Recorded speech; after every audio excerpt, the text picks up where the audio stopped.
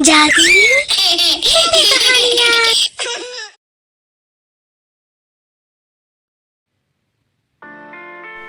धारापुर गांव में पायल अपनी माँ के साथ रहती थी। पायल दूसरों की गाय चराकर रोजी रोटी चलाती थी। पायल के साथ उसकी दोस्त तान्या भी अपनी गाय चराने जाती थी। पायल की माँ घर पर रहकर खाना बनाती और बाकी घर के काम करती थी।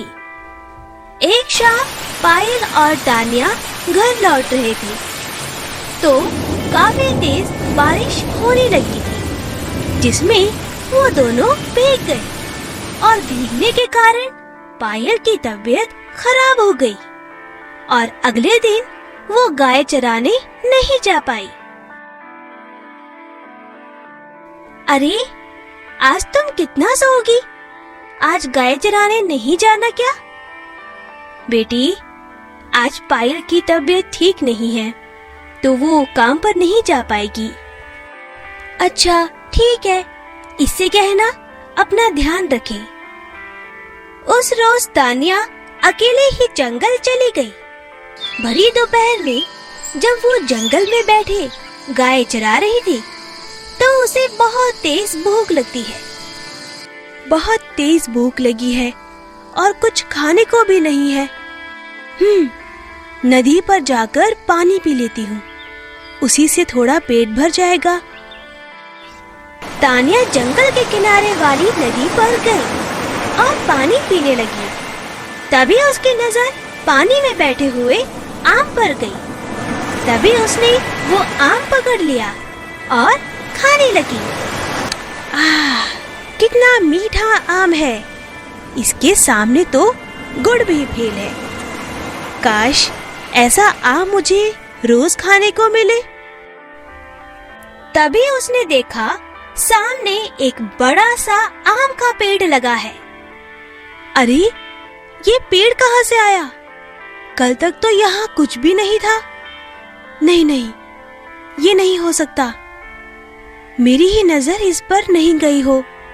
पर अब तो मजा आएगा, खूब सारे आम खाऊंगी। तान्या पेड़ पर चढ़कर बैठ गई और आम खाने लगी।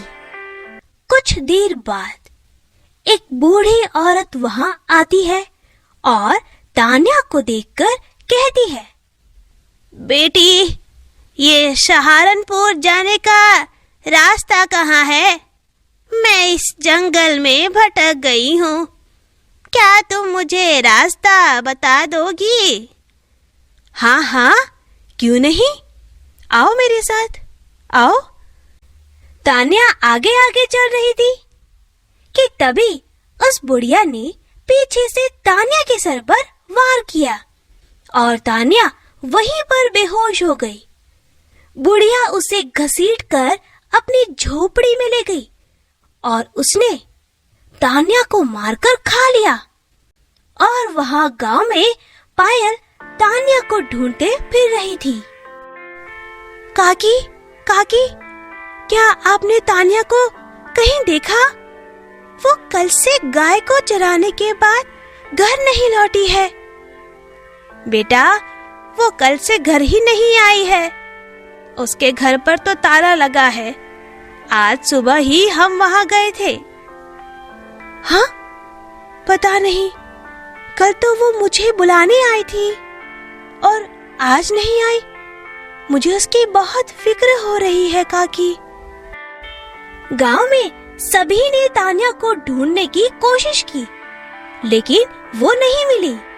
कोई कहता कि उसे किसी जंगली जानवर ने मारकर खा लिया। पायल बहुत रोती है। जब भी वो गाय चराने जंगल जाती, उसे अपने दोस्त की याद सताने लगती है। ऐसे ही कुछ दिन बीत जाते हैं। एक शाम पायल गाय को चराकर घर लौटती है तो गांव से लोगों की चीख पुकार सुनाई देने लगी। पायल ने जाकर काका से पूछा, क्या हुआ काका? ये इतना हल्ला क्यों हो रहा है? बेटी, राधा का बेटा लापता है। ये दोनों जब खेत पर गए थे तो उसे घर पर छोड़ कर गए थे, लेकिन जब वापस आए तो वो वहां नहीं था और सब जगह ढूंढा पर वो नहीं मिला। लेकिन आखिरकार वो जा कहाँ सकता है? पता नहीं बेटा। जब ये लोग घर लौटे तो घर का दरवाजा खुला था। हो सकता है कोई जंगली जानवर उसे ना ले गया हो। धीरे धीरे ये सिलसिला चलता रहा और गांव में से कोई ना कोई गायब होता रहा, लेकिन गांव वाले समझ नहीं पा रहे थे कि आखिर ये सब हो क्यों रहा है। ऐसे ही कुछ दिन बीते। फिर एक दिन पायल की माँ जंगल में लकड़ियाँ लेने गई हुई थी। तभी वह बूढ़ी औरत की नजर उस पर पड़ती है। अरे वाह, ये तो बड़ी ही सुंदर है। दिखने में जितनी सुंदर है, खाने में उतनी ही स्वादिष्ट भी होगी। पायल की माँ को देख उस बुढ़िया का मन ललचा गया, क्योंकि वो एक आदमखोर बुढ़िया थी और लोगों को पकाकर खाती थी। बूढ़ी औरत पायल की माँ के पास गई और कहने लगी, बेटी, मेरे घर पर चूल्हा जलाने के लिए लकड़ियाँ नहीं हैं। तुम्हारी बहुत मेहरबानी होगी अगर तुम कुछ लकड़ियाँ मुझे दे दो। हाँ हाँ अम्मा, क्यों नहीं, ये लो, ये गठरियाँ तुम ले जाओ। लेकिन बेटी, मैं इसे नहीं ले जा पाऊंगी। अब इस बूढ़े शरीर में इतनी ताकत नहीं है। कोई बात नहीं अम्मा, मैं इसे आपकी झोपड़ी तक पहुंचा देती हूँ। पायल की माँ उस बुढ़िया के साथ उसके झोपड़ी में जाने लगी। जैसे ही उसने उसकी झोपड़ी पर लकड़ियों का गट्ठा रखा तो उसे वहाँ अजीब सी गंध आने लगी। ये बदबू कहाँ से आ रही है? उसने देखा नीचे खून पड़ा हुआ है। ये देख वो घबरा गई। आज मैं इसका गोश्त पकाकर खाऊंगी, बड़ा मजा आएगा। लेकिन तभी पायल गांव वालों के साथ वहां पहुंच गई और उन्होंने उस बुढ़िया को पकड़ लिया। आदमखोर बुढ़िया, तो वो तू ही है जो गांव के लोगों को एक एक करके गायब कर रही थी। वो तो अच्छा हुआ, जब मैं जंगल से लौट रही थी तो मैंने माँ को तेरे साथ जाते हुए देख लिया। आज हम तुझे नहीं छोड़ेंगे। हाँ हाँ, नहीं छोड़ेंगे।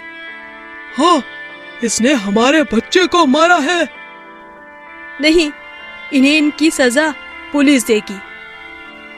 वो सब बुढ़िया को पुलिस के हवाले कर देती है, जहाँ उसे मृत्यु दंड की सजा मिलती है। तो दोस्तों, अगर आपको हमारी कहानी पसंद आई हो तो इसे लाइक करना और शेयर करना और हमारे चैनल को सब्सक्राइब करना मत भूलना।